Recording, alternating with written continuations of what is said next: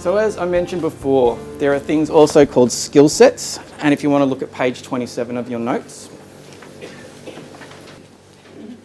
Now, skill sets are a cluster of units.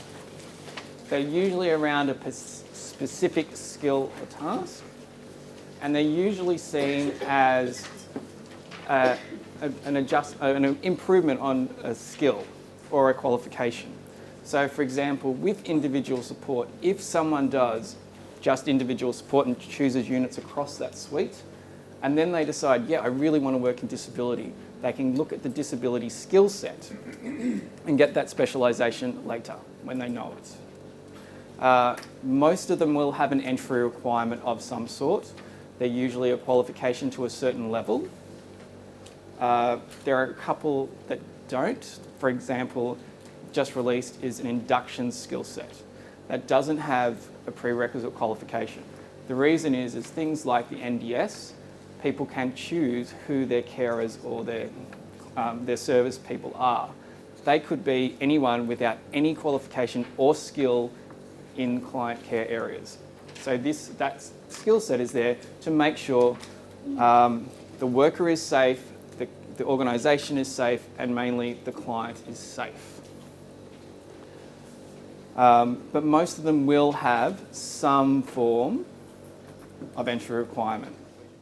And skill sets, really, RTOs have always been delivering skill sets, whether it's a single unit or multiple units to meet employer needs. They've always done that.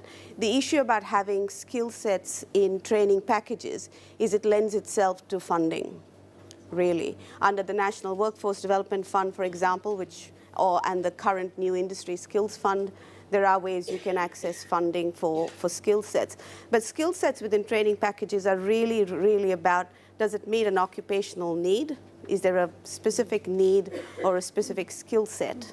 That's the only reason we put it in training packages. So if there was a local need between you as the RTO and an employer in your local area, you probably won't see that reflected in a training package, because that's what you do as in locally, whereas for us it must have national applicability, just like a qualification. So it really must have a very specific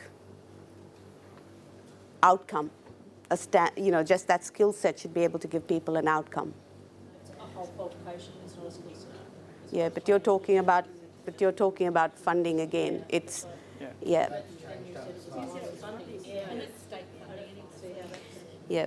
So yes, it lends itself to specific buckets of funding, programs of funding. So it's not, you're talking about Smart and Skilled, which is a state-based thing. And then there are the other states that have other ways of funding.